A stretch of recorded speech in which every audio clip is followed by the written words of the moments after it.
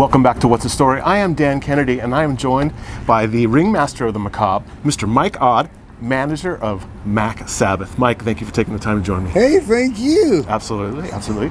So tonight is the first night of your 2023 fall More Than Meets the Eye tour. What are you going to be hitting us with on this tour? Well, not meat. That's where you have to go. You have to go find out the mystery, unlock the mystery of what's not meeting the eye. Yeah? Yeah. Okay. So, without giving away too much of how the hamburger patties are made, Right. tell me about your excellent musicians that are touring with you on this tour. Right. Slayer MacCheeze, Grimalice, and the Catburglar. Yeah. Let's talk about their skills. Well, their skills are... their skills speak for themselves. Those skills are amazing. Those skills are fantastic. No one can figure out how that's happening and why it's happening the way that it is. It's the other one that worries me.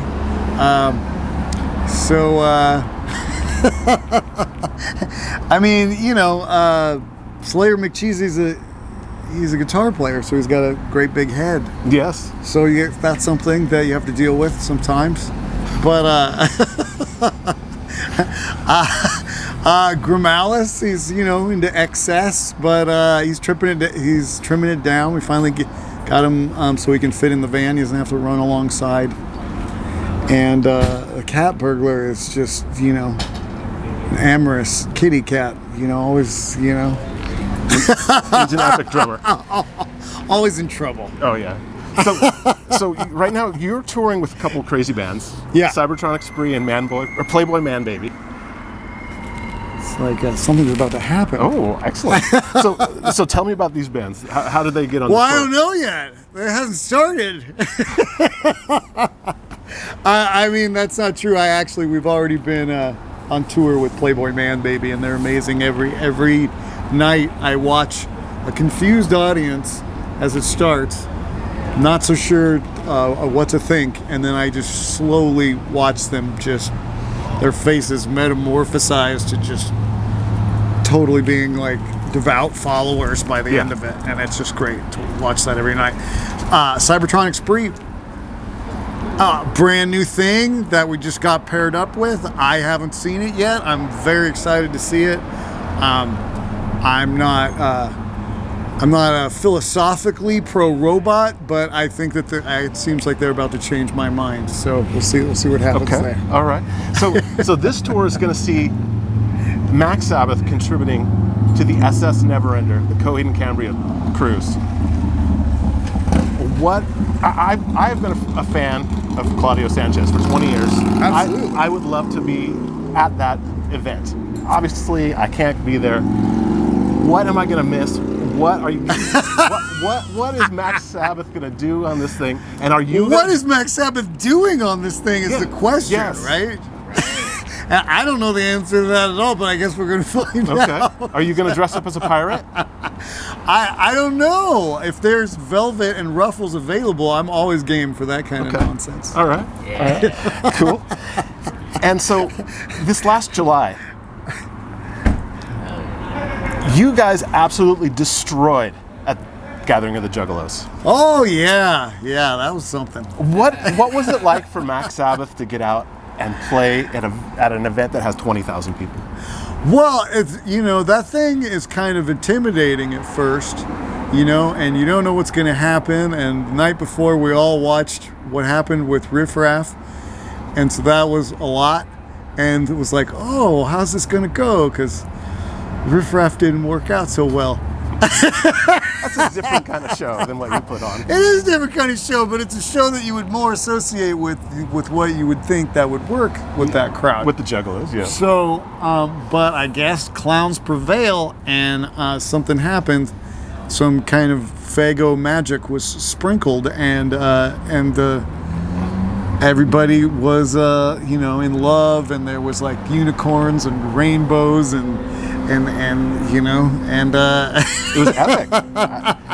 and we got the family chant. So I guess we're in for good now. Wow, that's excellent. Yeah. So given that this was your 3rd year playing at the Juggalos Festival, have you had a chance to walk around and enjoy the Faygo-soaked sideshow that is the Gathering of the Juggalos? Yeah, we actually did spend a couple days there, and it was really it's really a interesting, fantastic experience. That's really hard to explain or those kids get a bad rap for sure, and and you kind of got to get in there and be a part of it and sort of like understand the differences between that and like a secular culture, I guess it would be, yeah. you know. But once you do, it was really amazing, and it's a heartwarming bunch, you know. So just like that opportunity, another great opportunity for this band was when Mac Sabbath was featured on Jack and Ozzy's Wild Detour.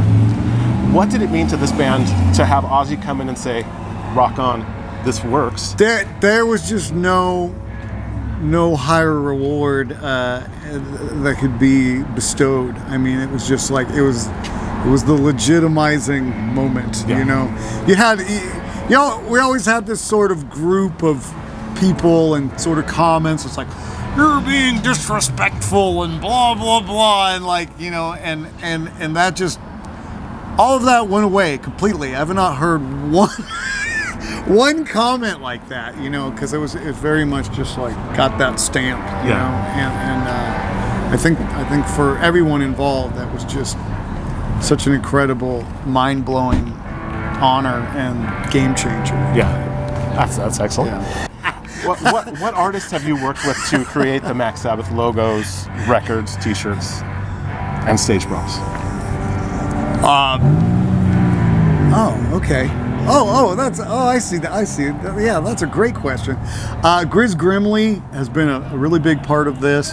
Gris just collaborated with Guillermo del Toro on the stop motion Pinocchio that came out. That was Gris's concept, and so he's been working with us for a long time, and he did the big backdrop that you see when there's room for the big foodscape backdrop. He did that, and one of the T-shirts, and then he most recently did the pop-up book, which is the pop-up book album that is like, there's just a few of them left, and you'll never see that ever again, because making a pop-up book album is just not it's not financially responsible, so it won't happen ever again. That's why I've never seen one before, and we'll never see one again.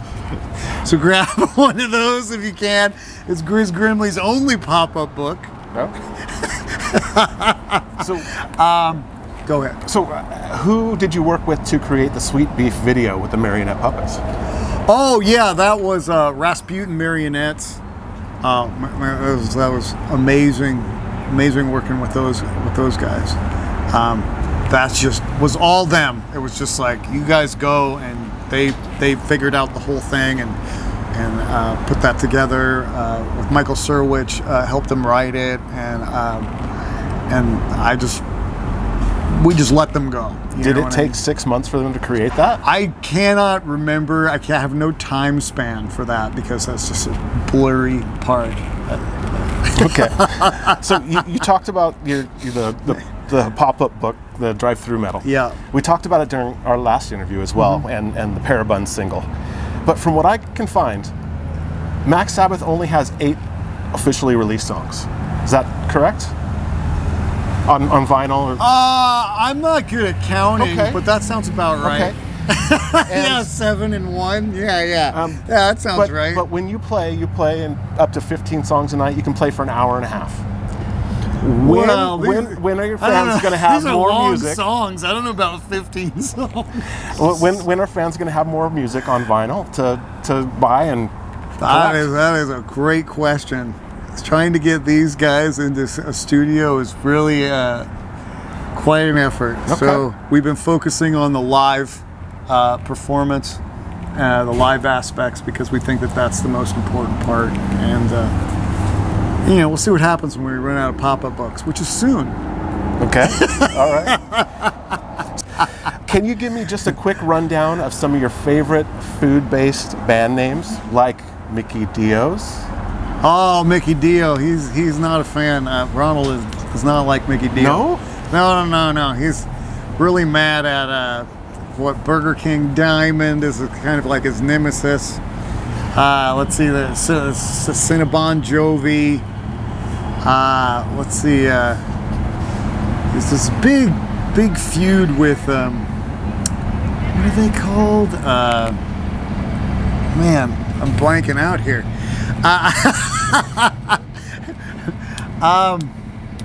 Chick-fil-A AC/DC. Oh, big feud with great them. band. Yeah.